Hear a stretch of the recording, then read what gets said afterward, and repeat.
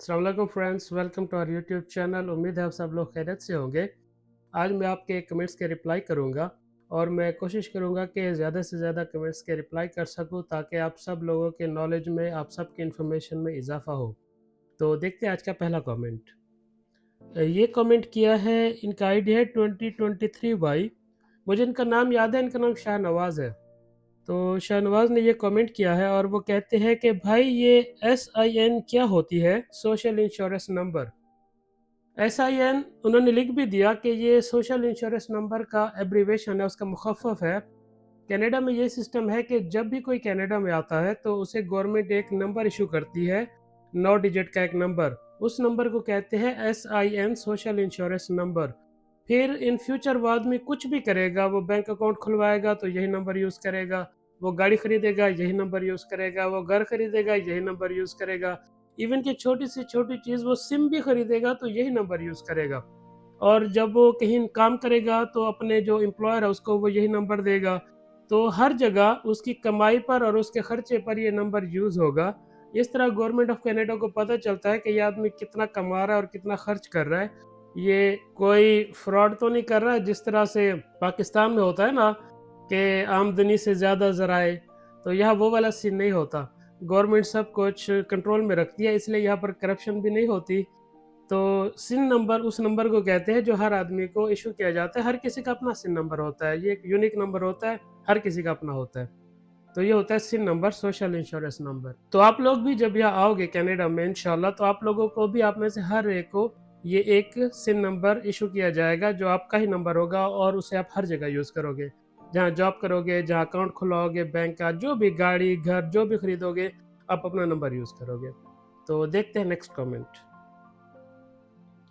ये कमेंट किया है हाफिज़ साहब ने और वो लिखते हैं कि अस्सलाम वालेकुम। वालेकुम सलाम हाफिज़ साहब।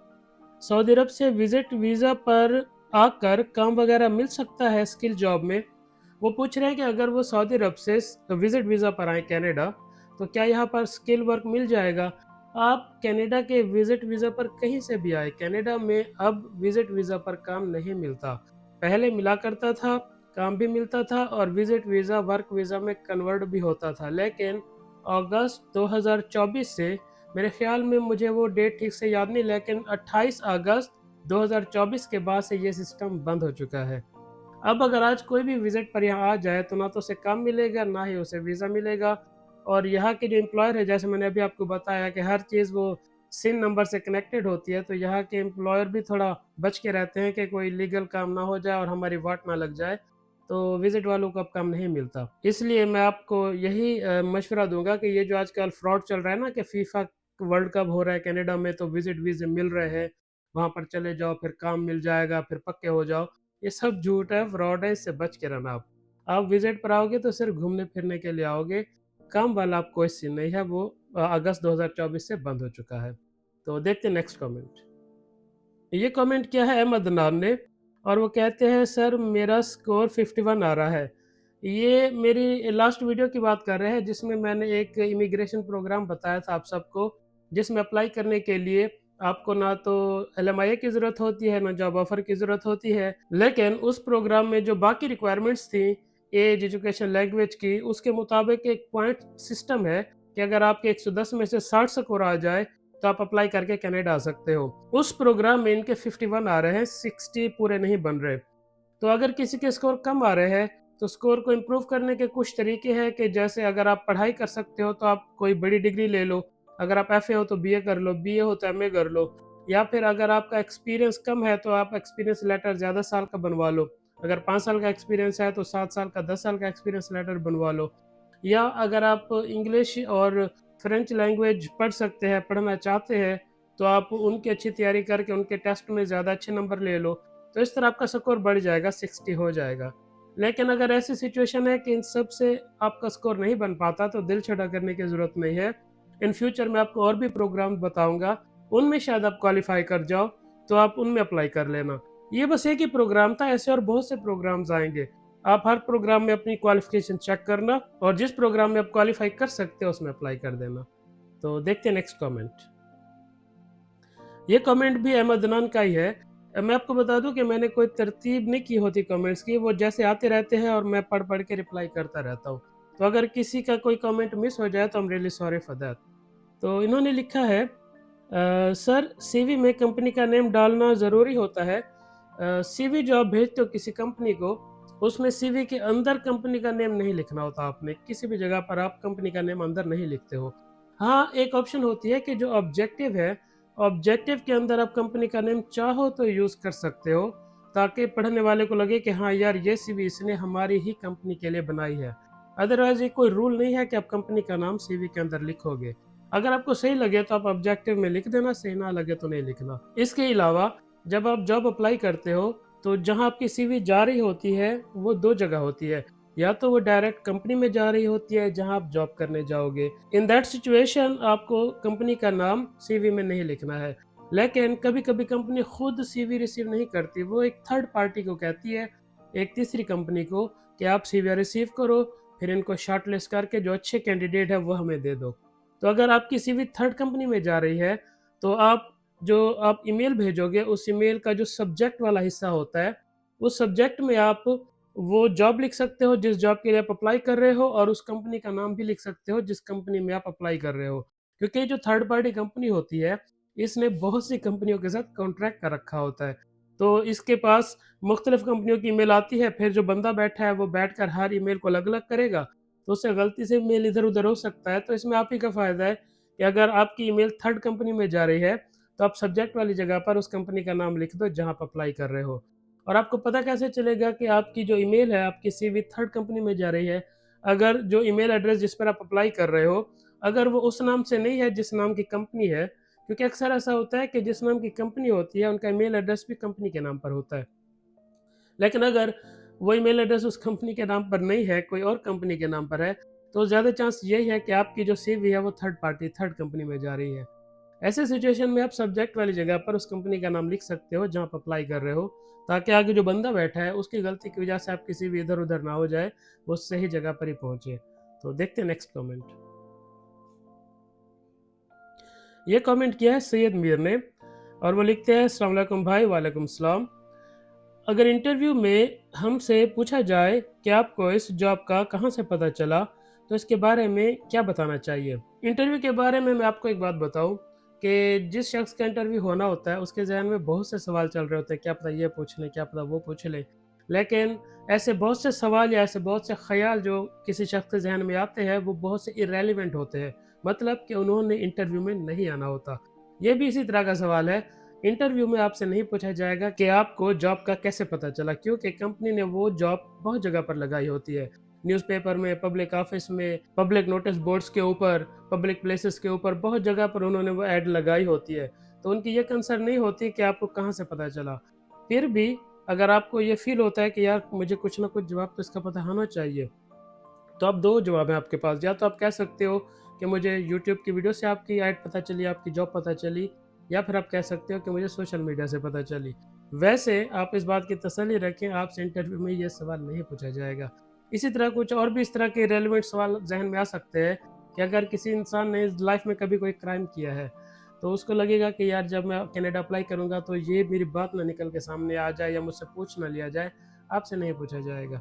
या किसी ने खुद क्राइम नहीं किया, उसके घर में किसी ने कोई क्राइम किया है, भाई ने, किसी ने, या कोई नशा करता है उसके घर में, तो क्योंकि जब आप कनाडा अप्लाई करते हो तो आपको सारे घर वालों के डॉक्यूमेंट भी साथ अटैच करने होते हैं। तो किसी को ये ख्याल आ सकता है कि यार मैं तो सब ठीक-ठाक हूँ, क्लीन हूँ, मेहनती हूँ, लेकिन मैं अपने किसी घर के फ़र्द की वजह से मैं पकड़ा जाऊँ, तो ये सब चीज़ें इंटरव्यू में नहीं आती, आपसे नहीं पूछा जाता। तो आप इस बारे में बेफ़िक्र रहें। तो देखते हैं नेक्स्ट कमेंट। ये कमेंट किया है आयशा SNBS, मुझसे इनका नाम नहीं पढ़ा जा रहा, लेकिन इनका फर्स्ट वर्ड आयशा है। तो इन्होंने कमेंट किया है कि brother I like Canada, my education is MA, it is possible can I apply for this job? उन्होंने शायद मेरी वीडियो देखी है जॉब की, और वो पूछ रही है कि मेरी एजुकेशन एमए है, तो क्या मैं इस जॉब के लिए अप्लाई कर लूँ? मुझे ऐसा लगता है कि क्योंकि उनकी एजुकेशन हाई है, हाई एजुकेशन है उनकी, तो उनको लगता होगा कि मैं इस जॉब के लिए डिस्क्वालीफाई ना हो जाऊँ। जैसे कि लेबर की जॉब होती है, या पैकर की जॉब होती है, वर्कर की जॉब होती है, उसके लिए एमए एजुकेशन तो बहुत ज़्यादा है। तो किसी को भी ये ख़्याल आ सकता है, किसी की अगर एमए, बीए एजुकेशन है या इससे भी ऊपर की एजुकेशन है, तो उनको लग सकता है कि मैं ओवर क्वालिफ़ाइड हूँ इस जॉब के लिए, तो क्या मैं अप्लाई भी करूँ या नहीं? मेहनत भी मारूँ या नहीं? सीवी बनाने में, सब चीज़ करने में, कि आगे फिर वो जॉब ही ना मिले क्योंकि उनको लगे कि यार ये तो हाईली क्वालिफ़ाइड है। ऐसा कोई सीन नहीं है, कोई भी जॉब आप अप्लाई कर सकते हो, आप सेम एजुकेशन के साथ उस जॉब पर अप्लाई कर सकते हो। आपने एमए किया है, एमफिल, पीएचडी, बीए किया, आपकी कोई भी एजुकेशन हो। एज़ लॉन्ग एज़ उस जॉब की रिक्वायरमेंट के मुताबिक है आपकी एजुकेशन, यानी कि अगर किसी ने 12वीं माँगी है और आपकी एजुकेशन 12वीं या उससे ऊपर है, तो आप बेझिझक अप्लाई करो, आपको कंसीडर किया जाएगा। हाँ, अगर किसी ने 12वीं माँगी है जॉब के लिए और आपकी एजुकेशन मैट्रिक है, तो वो चलने का चांस थोड़ा कम है। हालाँकि कंसीडर वो भी हो सकता है कि क्या पता और लोग अप्लाई ना करें, तो आपको ही वो कंसीडर कर लें और बाद में एक नई जॉब ऐड निकाल कर उसमें क्वालिफ़िकेशन कम कर दें। तो ऐसी चीज़ें होती हैं, जब एम्प्लॉयर को बंदा नहीं मिल रहा होता तो थोड़ी-सी फ्लेक्सिबिलिटी दिखाते हैं वो लोग। तो एजुकेशन आपकी जो भी हो, आप जिस भी जॉब पर अप्लाई करना चाहते हैं, आप अप्लाई कर दिया करें। तो देखते हैं नेक्स्ट कमेंट। ये कमेंट किया है सैयद मीर ने और वो पूछते हैं कि भाई कवर लेटर भी पीडीएफ फॉर्म में डालना है।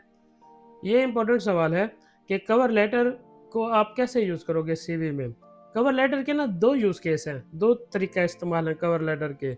अगर तो कोई कंपनी आपसे कहती है कि आप अपनी सीवी और कवर लेटर दोनों भेजें, तो आप कवर लेटर भी पीडीएफ में ही भेजेंगे। और अगर कोई कंपनी आपसे सिर्फ सीवी माँगती है, तो अब कवर लेटर भेजना ऑप्शनल है। आप चाहो तो भेजो, चाहो तो ना भेजो। लेकिन अब कवर लेटर को आप इस तरह से यूज़ कर सकते हो कि जो आप ईमेल उनको लिखोगे ना, तो उस ईमेल में कवर लेटर को आप पूरा कॉपी पेस्ट कर दो। यानी कि आपने पीडीएफ फाइल अटैच नहीं करनी, कवर लेटर को ही कॉपी करके ईमेल में लिख देना है। तो जब आप ईमेल खोलेंगे, तो वो ईमेल में ही पढ़ लेंगे कि अच्छा इस आदमी की ये क्वालिफ़िकेशन है, तो वो वहीं पर डिसाइड कर लेंगे कि आगे सीवी खोलकर उस पर टाइम लगाना है या नहीं लगाना। तो कवर लेटर का एक यूज़ तो ये हो सकता है कि आप ईमेल में ही कॉपी कर दो, इसको पेस्ट कर दो, या फिर अगर कंपनी ने सीवी में कवर लेटर भी माँगा है तो आप पीडीएफ अटैच कर दो, या अगर किसी कंपनी ने नहीं भी माँगा तब भी आपको चाहिए तो आप कवर लेटर साथ भेज सकते हो, क्योंकि इससे कंपनी का फ़ायदा होता है। वो कवर लेटर में आपकी सीवी का खुलासा पढ़ के डिसाइड कर लेते हैं कि आगे सीवी पर टाइम लगाएँ या ना लगाएँ। तो देखते हैं नेक्स्ट कमेंट। ये कमेंट किया है मुख्तियार खान ने और वो लिखते हैं कि जी सर, मालूमात फ़राहम करने का बहुत शुक्रिया, यू आर वेलकम। और इस जॉब में जो एक्सपीरियंस वाला पेज है, इसमें बंदा इस जॉब से रिलेटेड एक्सपीरियंस मेंशन करेगा या अपना ओवरऑल एक्सपीरियंस मेंशन करेगा। ये पूछ रहे हैं मकैन फूड की जॉब के बारे में, वहाँ पर मल्टीपल पेज आते हैं और एक एक्सपीरियंस का भी पेज आता है। तो एक्सपीरियंस के पेज में आप अपना पुराना सारा एक्सपीरियंस लिखोगे। कम से कम पिछले 10 साल का एक्सपीरियंस लिखोगे। अगर किसी की एज ही कम है और 10 साल का एक्सपीरियंस नहीं बनता, तो फिर वो कम लिखेगा। यानी कि 18 साल का होने के बाद, अडल्ट होने के बाद से 10 साल का एक्सपीरियंस आपको लिखना होता है। यानी कि अगर किसी की एज 28 साल है, तो वो 18 साल तक का अपना एक्सपीरियंस लिखेगा। लेकिन अगर किसी की एज 30 साल है, तो वो 20 साल तक अपना एक्सपीरियंस लिखेगा। इसी तरह अगर किसी की एज 40 साल है, तो वो 30 साल तक अपना एक्सपीरियंस लिखेगा, पीछे 18 साल तक नहीं लिखेगा। अनलेस कि आप जिस जॉब के लिए अप्लाई कर रहे हो, आपने वही काम ही 20 साल किया हो, तो फिर आप पूरा लिख देना, उससे आपका फ़ायदा होगा। लेकिन अगर आपने बीच-बीच में काम चेंज किया है, तो आप पिछले 10 साल तक ही लिखें और पीछे वाले को रहने दें, क्योंकि उतना ही कंसीडर होता है इमिग्रेशन में। सेम काम है तो फ़ायदा होगा, आपको एम्प्लॉयर प्रेफ़र करेगा कि हाँ यार, ये एक्सपीरियंस्ड आदमी है। अगर पीछे का काम डिफरेंट है, तो आप पीछे ना जाओ, 10 साल का आप मेंशन कर दो और उसमें जितने भी एक्सपीरियंस है आप सारे लिखोगे। लेकिन आपने इस बात का ख़्याल रखना है कि आप जो भी एक्सपीरियंस लिखोगे, बाद में आपको उसका पेपर भी जमा कराना है वीज़े के टाइम पे। तो आप वो एक्सपीरियंसेस लिखना जिनका पेपर आप ले सकते हो। अगर आपने कोई काम किया है लेकिन वहाँ से झगड़ा करके आ गए थे और अब आपको लगता है कि वहाँ का पेपर नहीं मिलेगा, तो वो एक्सपीरियंस आपने नहीं लिखना है, क्योंकि बाद में अब जो एक्सपीरियंस आप लिख दोगे, बाद में हर एक्सपीरियंस का एक-एक एक्सपीरियंस लेटर वाला पेज वीज़ा फाइल में लगता है आपका जब वीज़ा अप्लाई होगा। तो आपने इस बात का ख़्याल रखना है। और अगर किसी को ऐसी सिचुएशन पेश आती है कि उसके पास कोई एक्सपीरियंस है बीच में, पिछले 10 साल में कोई 1-2 साल का एक्सपीरियंस ऐसा है जिसका पेपर उसको नहीं मिल सकता, तो ये ऐसी सिचुएशन में वो उस जगह को खाली छोड़ दे कि मैंने इस बीच में काम नहीं किया और मैं घर पे रहा। इस तरह की कोई कहानी उसको करनी पड़ेगी और बाद में उसे एक एक्सप्लेनेशन लेटर लगाना होगा साथ में कि इस साल से इस साल तक ये डेट, ये मंथ से लेकर यहाँ तक मैंने कोई काम नहीं किया, मैं घर पे रहा और मैं घर पे क्या-क्या करता था, ये सब एक्सप्लेन करके आपको लेटर में लिख के देना होता है। यानी कि पिछले 10 साल में आपने जो भी किया, जहाँ काम किया तो काम लिखोगे, जहाँ काम नहीं किया तो फिर एक एक्सप्लेनेशन लेटर लगता है हर एक ड्यूरेशन का, जो भी गैप बीच-बीच में आ गए, उसमें आप सारा लिखते हो कि आप क्या-क्या करते रहे हो, तो ये भी करना होता है। तो देखते हैं नेक्स्ट कमेंट। ये कमेंट किया है यासिर महमूद ने, और वो लिखते हैं कि hi, hopefully you will be in good spirit, can we apply multiple job position in same company which are providing information, waiting for your positive response, thanks. वो पूछ रहे हैं कि क्या एक ही कंपनी में मुख्तलिफ पोजीशन पर अप्लाई कर सकते हैं। जी हाँ, आप एक ही कंपनी में मुख्तलिफ पोजीशंस अप्लाई कर सकते हो, लेकिन सिमिलर पोजीशंस, यानी अगर एक ही कंपनी में मल्टीपल जॉब्स आई है लेबर की तो आप सारी अप्लाई कर सकते हो, पैकर की आई है अप्लाई कर सकते हो, ऑपरेटर की अप्लाई कर सकते हो, ये सिमिलर पोजीशंस है, एक ही स्केल पे आती है। लेकिन अगर एक ही कंपनी में लेबर की जॉब भी है और मैनेजर की जॉब भी है तो आप दोनों अप्लाई नहीं करोगे, क्योंकि फिर वो कंट्राडिक्शन हो जाएगी कि एक आदमी जो मैनेजर स्केल का है वो लेबर कैसे अप्लाई कर रहा है, या अगर एक आदमी जो लेबर स्केल का है वो मैनेजर कैसे अप्लाई कर रहा है। तो आप सिमिलर कैटेगरी की जॉब्स मल्टीपल अप्लाई कर सकते हो, लेकिन डिफरेंट नहीं। और अगर आपको रिस्क लेना भी है, चांस लेना भी है कि आपको टोटली डिफरेंट 2 जॉब्स अप्लाई करनी है जो आपस में एक ही कैटेगरी में नहीं आती, तो आप दोनों जॉब्स की जो आप ईमेल भेजोगे वो डिफरेंट ईमेल एड्रेसेस से भेजना, और दोनों के जो सीवी बनाओगे उसके अंदर भी जो ईमेल एड्रेस लिखोगे कॉन्टैक्ट के लिए वो डिफरेंट लिखना। और हो सके तो थोड़ा-सा फॉर्मेट, फ़ॉन्ट वगैरह भी चेंज कर लेना कि वो एक जैसे ना दिखे। यानी कि उनको ये इंप्रेशन मिले कि ये अलग सीवी है और ये अलग सीवी है। उनके ज़हन में ना रह जाए कि इसी बंदे ने एक और जॉब भी अप्लाई की हुई है जो कि इससे टोटली डिफरेंट है। तो आपको इस बात का ख़्याल रखना है, अप्लाई कर सकते हैं आप एहतियात के साथ। तो देखते हैं नेक्स्ट कमेंट। ये कमेंट किया है सनी शाहिद ने, और वो कहते हैं कि सलाम वालेकुम सलाम, अगर मेरा इस फील्ड का रेलिवेंट एक्सपीरियंस ना हो तो फिर कैसे अप्लाई करें? इसके लिए आपके पास 2 ऑप्शंस हैं। अगर तो कंपनी जहां आप जॉब अप्लाई कर रहे हो उसने एक्सपीरियंस मांगा ही नहीं है, तो आप बिना एक्सपीरियंस वाली सीवी से अप्लाई कर सकते हो। और अगर कंपनी ने एक्सपीरियंस मांगा है तो फिर आपको ये देखना होगा कि वो इस तरह का एक्सपीरियंस है कि जिसका पेपर आप वहाँ बनवा सकते हो किसी से मिन्नत तरला करके या जैसे भी। तो फिर आप सीवी में एक्सपीरियंस लिख के भेजना, क्योंकि बाद में आपको वो पेपर लगाना पड़ेगा वीज़ा फाइल में। लेकिन अगर आप एक्सपीरियंस लेटर नहीं बनवा सकते तो ऐसी जॉब पर भी बिना एक्सपीरियंस के ही आपको अप्लाई करना पड़ेगा, और अप्लाई करते रहना चाहिए भले ही आप उसके क्वालिफिकेशन मैच ना करते, क्योंकि हो सकता है कि इनको और लोग ना सीवी भेजें, एक्सपीरियंस लोग ना भेजें, तो फिर जो सीवी इनके पास आई होगी ये उसी पे ही गुजारा करेंगे। यहाँ लोगों की बहुत कमी है, तो चांस लेते रहना चाहिए, लेकिन प्रॉपर तरीका यही है। तो देखते हैं नेक्स्ट कमेंट। ये कमेंट किया है आबिद शाह ने, और वो लिखते हैं अस्सलाम वालेकुम सर। वालेकुम सलाम। आपके लिए दिल से दुआ निकलती है, अल्लाह आपको सदा सदा खुश रखे और खुशियाँ अता फरमाए, आमीन। बहुत शुक्रिया आपका। पूछना सर ये था कि पहले तो मैं आपकी सबसे पहले वीडियो देखने वालों में शामिल हूँ सबसे पहले, और पूछना ये था कि मैं मकैन फूड कंपनी एक ही है जो इसमें 3 तरह की जॉब बताई है, क्या हम इस तीनों जॉब पर अप्लाई कर सकते हैं? ये सिमिलर सवाल इन्होंने पूछा है कि अगर एक ही कंपनी में सिमिलर जॉब्स है ना, लेबर की जॉब सिमिलर हैं, 2-3 बार आ जाती है, या लेबर के अलावा पैकर की आ जाए, ऑपरेटर की आ जाए, जो सिमिलर जॉब्स है ना, वो सारे आप अप्लाई कर सकते हो। बस आपको ये ख्याल रखना है कि आपने जो कहानी शुरू में रखी थी ना कि मेरा ये एक्सपीरियंस है और मैं ये सब जानता हूँ, उसको आपने कंटिन्यू करना है, आपने उसमें चेंजेस नहीं करनी, ताकि उनको ये ना लगे कि ये बंदा हमारे साथ फ्रॉड कर रहा है या खेलने की कोशिश कर रहा है, तो फिर वहाँ पर चांस ख़त्म हो जाता है जॉब मिलने का। और जो मकेन जैसी कंपनी है, ये कंपनीज़ बहुत ही वैल्यूएबल होती हैं, क्योंकि ये सब कुछ फ्री देती हैं, टिकटें, वीज़े, बहुत कुछ ये करती हैं, बेनिफिट्स देती है, ये बहुत बड़ी कंपनी है। तो ऐसी बड़ी कंपनीज़ में इस तरह के चांस नहीं लेने चाहिए कि आप बार-बार अपनी सीवी में ऐसे चेंजेस करो जो बिल्कुल अपोज़िट हो पुरानी वाली सीवी से, तो ऐसी चीज़ नहीं करनी है। थोड़ी-थोड़ी सिमिलर चेंजेस कर सकते हैं, मिलती-जुलती, लेकिन बड़ी चेंजेस नहीं करनी है आपने। लेकिन जो छोटी कंपनीज़ हैं उनमें चांस ले सकते हैं। तो देखते हैं नेक्स्ट कमेंट। इनका आईडी है साइम एनिमेशंस, और वो लिखते हैं कि अस्सलाम वालेकुम। वालेकुम सलाम। कैसे फ़ाद भाई? अल्हम्दुलिल्लाह। भाई अगर ये एक्सपीरियंस नहीं मांग रहे तो हम एक्सपीरियंस के कॉलम में क्या एक्सपीरियंस लिखें, या ब्लैंक छोड़ दें, या हमारा जो एक्सपीरियंस है वो लिखें? Please guide me. ये अच्छा सवाल है। और इसके नीचे किसी ने कमेंट किया है, उनका नाम है फहमीद अब्बास, और वो लिखते हैं कि यस, मेरा भी यही क्वेश्चन है कि एक्सपीरियंस और बाकी कॉलम में क्या लिखें या स्किप कर दें। ऐसी सिचुएशन में जहाँ पर एक्सपीरियंस नहीं माँगा जाता, पहले तो आप ये बात समझ लो कि एक्सपीरियंस ना माँगने का मतलब ये नहीं कि इन्हें बिना एक्सपीरियंस का ही बंदा चाहिए। एक्सपीरियंस ना माँगने की स्टेज पर कंपनी तब आती है जब उसे एक्सपीरियंस वाले लोग मिलते नहीं, कोई अप्लाई ही नहीं करता। यानी कि पहले वो ऐड लगाते हैं एक्सपीरियंस के साथ। जब बंदा उनको नहीं मिलता तो फिर वो ऐड लगाते हैं बिना एक्सपीरियंस वाला भी चलेगा, हम सिखा देंगे, आप आ जाओ अप्लाई करो आप। तो इसका मतलब ये नहीं कि उनको चाहिए ही बिना एक्सपीरियंस के। अगर एक्सपीरियंस वाला अप्लाई करेगा तो वो प्रेफ़र करेंगे उसे।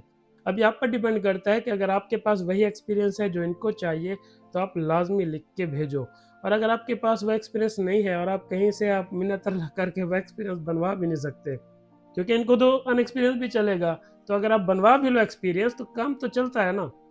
भले आपको काम ना आता हो, इनका तो काम चलता है ना। तो अगर आपका पेपर कैसे बन सकता है तो अच्छी बात है, क्योंकि बाद में ये वेरीफाई भी होना होता है, वीज़ा फाइल में भी लगता है। लेकिन आपका पेपर भी नहीं बन सकता और इन्होंने भी एक्सपीरियंस नहीं माँगा।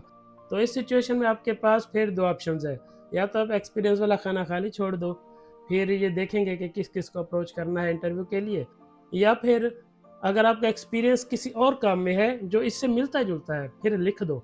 लेकिन टोटली अपोज़िट काम है तो लिखना नहीं, फिर उसको खाली ही जाने देना। मिसाल के तौर पर आपने ड्राइवर अप्लाई किया, यहाँ जॉब आई थी फॉर एग्ज़ाम्पल ट्रक ड्राइवर की और आपके पास एक्सपीरियंस है कार ड्राइवर का। तो अब आपके पास ऑप्शन है कि चाहो तो कार ड्राइवर लिख दो, चाहो तो ना लिखो। और इनको अगर लगेगा कि हाँ यार कार चलाने तो आती है, ट्रक भी कर लेगा यहाँ पर, तो आपको फ़ायदा हो जाएगा। लेकिन अगर आपके पास एक्सपीरियंस है पायलट का और आप अप्लाई कर रहे हो ट्रक के लिए, तो फिर आप पायलट का नहीं लिखोगे। आप समझ रहे हो ना कि अगर आपका बिल्कुल ही डिफरेंट एक्सपीरियंस है, तो वो लिखने के बजाय खाली आप छोड़ दो ताकि नेगेटिव इंप्रेशन ना जाए। लेकिन अगर आपका सिमिलर एक्सपीरियंस है, रोड वाली चीज़ ट्रक, रोड वाली चीज़ कार, तो फिर आप चाहो तो लिख दो, चाहो तो खाली छोड़ दो, फिर आपके पास ऑप्शन होती है। तो आई होप आपको एक्सप्लेन हो गया होगा, तो देखते हैं नेक्स्ट कमेंट।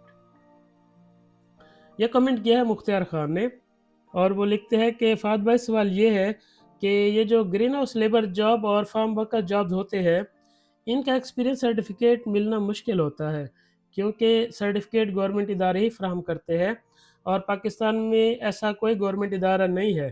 तो अगर किसी को काम आता हो और वो अपनी तरफ से कोई एक्सपीरियंस सर्टिफिकेट बना दे, तो वो काबिल कबूल होगा या नहीं? शुक्रिया। ये बहुत इंपॉर्टेंट सवाल पूछा इन्होंने। पाकिस्तान में ये एक्सपीरियंस लैडर का प्रॉब्लम होता है क्योंकि वहाँ पर अनऑर्गेनाइज़्ड चीज़ें हैं सारी। लेकिन पहली बात तो मैं आपको ये क्लियर कर दूँ कि अगर आप खुद एक्सपीरियंस लेटर बना दोगे तो वो नहीं चलेगा, क्योंकि इसने बाद में वेरीफ़ाई होना है। तो एक्सपीरियंस लेटर आप वो दोगे जो बाद में वेरीफ़ाई हो सके, यानी कि कोई किसी का बिज़नेस है, आप उसके पास जाओगे, मिन्नत-तरला करके लेटर बनवाओगे और उसको बता भी दोगे कि इन फ्यूचर अगर आपको कॉल पे वेरिफ़िकेशन आए या आपके पास कोई बंदा वेरीफ़ाई करने आए तो वेरीफ़ाई भी कर देना। फिर वो लेटर आप आगे वीज़ा फ़ाइल में लगाकर भेजोगे। अगर आपने खुद बनाया होगा तो वो वेरीफ़ाई नहीं होगा। तो आपने इस बात का बहुत ख़्याल रखना है कि आपने पेपर वो देना है जो वेरीफ़ाई हो सकता हो, फेक पेपर नहीं देना है, वो प्रॉब्लम वाली बात है। और ये जो कह रहे हैं कि लेटर मिलना मुश्किल होता है, ये बिल्कुल जेन्युइन प्रॉब्लम है, पाकिस्तान में लेटर मिलना मुश्किल होता है, लेकिन आपको सरकारी लेटर की ज़रूरत नहीं है। सरकारी मिल जाए तो अच्छी बात है, लेकिन अगर किसी का प्राइवेट बिज़नेस है ना, किसी का अपना प्राइवेट फ़ार्म है, किसी का पोल्ट्री फ़ार्म है, फ़िश फ़ार्म है, एग्रीकल्चर का कोई फ़ार्म है, प्राइवेट है, गवर्नमेंट का नहीं है, वो आपको पेपर बनाकर दे दे या आप बना-बनाया पेपर उसके पास ले जाओ, बोलो यार साइन-चाइन कर दो, बाद में वेरीफ़ाई भी कर देना। तो मतलब समझ रहे हो ना बात? कि पेपर एक ऐसे बिज़नेस का होना चाहिए जो सच में है और बाद में वो उसको वेरीफ़ाई भी करे। ये फ़र्क नहीं पड़ता कि वो सरकारी है या प्राइवेट है, इससे कोई फ़र्क नहीं पड़ता। बस वो चीज़ रियल होनी चाहिए, आपका पेपर रियल होना चाहिए, इस बात का आपने ख़ास ख़्याल रखना है। और अगर आपको लेटर नहीं मिलता, तो फिर आप एक्सपीरियंस खाली छोड़ दो। आपने फ़ेक पेपर नहीं देना है। कंपनी ने तो एक्सपीरियंस माँगा ही नहीं था, तो उनको एक्सपीरियंस वाला बंदा मिले या अनएक्सपीरियंस, उनको तो दोनों चलता है। आपने फ़ेक पेपर नहीं देना है। फ़ेक पेपर देने से बेहतर है आप वो एक्सपीरियंस खाली छोड़ दो और कोई जो आपके पुराने एक्सपीरियंसेस हैं, जो रिलेटेड जॉब के हैं, आप वो लिख दो, तो भी बेहतर है। तो देखते हैं नेक्स्ट कमेंट। ये कमेंट किया है कामरान ने और वो लिखते हैं सर विज़िट वीज़ा अप्लाई करने का तरीका बताओ और सर एक वीडियो बना दो। विज़िट वीज़े का ये सीन है कि मैंने जैसे पहले बताया कि अगस्त 2024 के बाद से विज़िट पर काम मिलना ख़त्म हो चुका है और वो कन्वर्ट भी नहीं होता। तो इसलिए मैंने विज़िट वीज़े का तरीका नहीं बताया, क्योंकि मैं नहीं चाहता कि लोग लाखों रुपए लगाकर यहाँ आकर फिर पैसे ज़ाय कर लें, फँस जाएँ, टेंशन लें। तो इसलिए मैंने वो चीज़ नहीं की। हाँ, इन फ्यूचर अगर वो पॉलिसी फिर से खुल जाती है, क्योंकि मैं चेक करता रहता हूँ यहाँ के रूल्स, तो अगर वो पॉलिसी फिर से खुल जाती है कि आप विज़िट वीज़े को वर्क में कन्वर्ट कर सकते हो, तो फिर मैं एज़ सून एज़ उसकी वीडियो बनाकर आप लोगों को इन्फॉर्म कर दूँगा। और मैं जिन लोगों की हेल्प हो सकती होगी वीज़ा अप्लाई करने में या रेफ़रेंस वगैरह देने में, जो जिस तरह से भी छोटी-मोटी, तो वो मैं कर दूँगा ताकि आप लोग यहाँ पर आओ, जॉब करो, सेटल हो। लेकिन फ़िलहाल ये सिस्टम बंद हो चुका है, तो विज़िट वीज़े पर कनाडा में आने का कोई मतलब नहीं है, सिवाय इसके कि यहाँ पर आप घूमने-फिरने के लिए आना चाहते हो। बस वही एक ऑप्शन है आपके पास, अदर या फीफा के फुटबॉल के मैचेज़ आप देखने आना चाहते हो। अगर आप काम की नीयत से आ रहे हो, तो विज़िट वीज़ा आपके किसी काम का नहीं है, आपके लाखों रुपए लग जाएँगे। तो देखते हैं नेक्स्ट कमेंट। ये कमेंट किया है खालिद शेख ने, और वो लिखते हैं अस्सलाम वालेकुम फ़हद भाई। वालेकुम सलाम। सबसे पहले आपको ईद उल फित्र मुबारक। आपको भी खैर मुबारक। फ़हद भाई, मेरे 2 क्वेश्चंस हैं। पहला क्वेश्चन है, जब आप किसी भी जॉब की सैलरी बताते हैं, तो इनकम टैक्स डिडक्शन करके नहीं बताते। कनाडा में इनकम टैक्स है? दूसरा सवाल मैं आपको बाद में पढ़ के बताता हूँ, पहले मैं इसका जवाब दे दूँ। जी हाँ, कनाडा में इनकम टैक्स है और वो 18% होता है। मैं आपको बताता इसलिए नहीं हूँ, क्योंकि कनाडा फर्स्ट वर्ल्ड कंट्री है, और जो लोग यहाँ पर पाकिस्तानी करेंसी में 1 करोड़ रुपए से कम कमाते हैं ना, तो उनका जो इनकम टैक्स कटता है, वो साल के बाद उनको वापस मिल जाता है। तो मैं हर वीडियो में इनकम टैक्स बताकर बात को लंबा नहीं करना चाहता, घसीटना नहीं चाहता। और जो लोग कनाडा में साल का 1 करोड़ से ज़्यादा कमाते हैं, उनको इनकम टैक्स जो उन्होंने भरा था वो निकल जाता है, कट के चला जाता है, वो वापस नहीं आता। तो आप खुद सोच के देखो, जो 1 करोड़ कमा के बैठा है, जिसके अकाउंट में 1 करोड़ पड़ा है, तो उसको तो फ़िक्र भी नहीं है ना, गया तो गया, कोई बात नहीं। और जिसने कम कमाया, 80 लाख कमाया, 70 लाख कमाया, 90 लाख कमाया, उसको गवर्नमेंट पैसे वापस दे रही है। तो उसको भी मतलब खुशी हो रही है कि चलो और पैसे आ गए हैं एंड में। तो मैं हर वीडियो में इनकम टैक्स बताकर ना कन्फ्यूज़ करना चाहता हूँ, ना बात लंबी करना चाहता हूँ, टू द पॉइंट बात रहे तो अच्छा है। और एक ज़रूरी बात, चलें मान लो कि इनकम टैक्स कट गया, 18% कट गया, ठीक है। लेकिन यहाँ आकर आप कोई भी जॉब करो और बिल्कुल फर्स्ट क्लास लाइफ गुज़ारते हुए आप महीने का 1.5-2 लाख भी बचा रहे हो, फैमिली के साथ रहते हो, तो एक आपका first class high standard of life है। आपको हर महीने का लाख डेढ़ बच भी रहा है। तो क्या फ़र्क पड़ता है कि टैक्स क्या है, कितना है? आप इग्नोर करो ना उस चीज़ को। आप ये देखो कि इतना अच्छा लाइफ़स्टाइल मिल रहा है, इतनी अच्छी बचत हो रही है, कटता है टैक्स कटने दो, कोई बात नहीं। आखिर ये गवर्नमेंट ही तो आपको ये सारी फैसिलिटीज़ दे रही है टैक्स के बदले में। तो मेरे ख़्याल में अगर कोई कनाडा आना चाहता है, तो टैक्स के बारे में ना फ़िक्र करे, ना ज़्यादा सोचे। हाँ, अगर कोई वहीं पर ही पाकिस्तान में ही या दुबई, सऊदीया, कतर में ही महीने के 4-5 लाख बचा रहा है, तो वो उसको फ़िक्र होनी चाहिए टैक्स की कि यहाँ आकर मेरी जो बचत है कम हो सकती है टैक्स की वजह से, ये बिल्कुल सही बात है। ऐसा आदमी जब यहाँ आएगा ऐसी जगह से, तो टैक्स भरने के बाद उसकी जो बचत है वो कम हो जाएगी as compared to those countries. लेकिन बदले में जो लाइफ़स्टाइल मिलेगा ये वहाँ नहीं मिलता। लेकिन अगर आपको यही आपकी प्रेफ़रेंस है, तो फिर जो ये कंट्रीज़ है ना, ये कंट्रीज़ ठीक है, अगर कोई इतना कमा रहा है और इतना बचा रहा है महीने का, तो वो सही है, वहीं पर ही सेट है, ठीक है। अगर कनाडा में है, तो आपकी ये बचत होगी, जो मैंने बताई लाख डेढ़ 2, और ये आपका लाइफ़स्टाइल होगा जो कि बेस्ट लाइफ़स्टाइल है इन द वर्ल्ड। तो आप अगर ये चीज़ें कंसीडर करो, तो टैक्स को इग्नोर करो, कोई बात नहीं। तो इनका जो दूसरा सवाल है, वो है जो रेंट फर्निश्ड हाउस में अगर इलेक्ट्रिकल चीज़ें ख़राब हो जाएँ, तो उसे ठीक करने की ज़िम्मेदारी रेंट वाले की होती है या ओनर की? अगर तो कोई चीज़ टूट जाए, तो जो रेंट पे रह रहा है इंसान, वो उसको रिपेयर करवाएगा या नई खरीद के लाएगा। लेकिन अगर कोई चीज़ चलते हुए ख़राब हो जाए, तो वो ओनर करेगा। जैसे कि कोई भी इलेक्ट्रॉनिक्स है, कोई भी चीज़, इवन के बल्ब भी चलते हुए ख़राब हो जाए, तो ओनर को आप बोलोगे, वो आपको बल्ब नया लगवा देगा। लेकिन अगर बल्ब आपने तोड़ दिया, तो वो आप खुद करोगे। ये मैंने एक एग्ज़ाम्पल दी है। तो इस तरह से होता है, लेकिन कुछ-कुछ होते हैं जो रेंट पर घर देते हैं ना, तो कॉन्ट्रैक्ट में वो चालाकी मार लेते हैं कि मेंटेनेंस भी जो टेनेंट है जिसने रेंट पर रहना उसी की होगी। तो ऐसी सिचुएशन में फिर सब कुछ रेंट वाले को ही करना पड़ता है। तो ये आपको देखना होता है जब आप रेंट कॉन्ट्रैक्ट साइन करते हो या बातचीत करते हो, कि मेंटेनेंस आप करोगे कि मैं करूँगा। तो फिर वो आपको बता देगा कि तोड़ोगे तो आप करोगे, खराब होगी तो मैं करूँगा। लेकिन अगर कोई ये बात ही ना करे, तो फिर वो खुद से लिख देगा कि जो मेंटेनेंस है वो रेंट वाला देगा। तो ऐसे लोग फँस भी जाते हैं एक छोटी-सी लाइन ना पढ़ने की वजह से, डिस्कस ना करने की वजह से। तो ये पॉइंट आपका अच्छा इम्पोर्टेंट पॉइंट है। कि जब आप घर रेंट पर लो तो आप ये एक लाइन क्लियर कर लो उसके साथ कि भी आप करोगे मैं करूँगा या क्या सिचुएशन होगी। तो देखते हैं नेक्स्ट कमेंट। इसके अलावा ऐसे बहुत से कमेंट्स हैं जिनमें आप लोगों ने मुझे दुआएं दी है। आपकी दुआओं का, वेल विशेस का, ईद की मुबारकबाद भेजने का बहुत बहुत शुक्रिया। आपकी दुआओं से मुझे हौसला मिलता है, मेरी हौसला अफजाई होती है, इसलिए अपनी दुआएं मुझे भेजते रहा करें। और जिन भाइयों के, दोस्तों के कमेंट्स में शामिल नहीं कर सका उनसे माजरत। मैं कोशिश करता हूँ जितना ऐड हो सके कर लेता हूँ, लेकिन फिर वीडियो बहुत ज़्यादा लंबी हो जाती है। तो आई होप आप समझ सकते हैं मेरी मजबूरी, मेरी बात को समझ सकते हैं। और मुझे उम्मीद है कि इससे आप लोगों की इन्फॉर्मेशन में, आपके नॉलेज में इजाफा हुआ होगा। वीडियो को एंड तक देखने का बहुत शुक्रिया। मिलते हैं फिर एक नई वीडियो के साथ। आपका बहुत बहुत शुक्रिया। Thank you.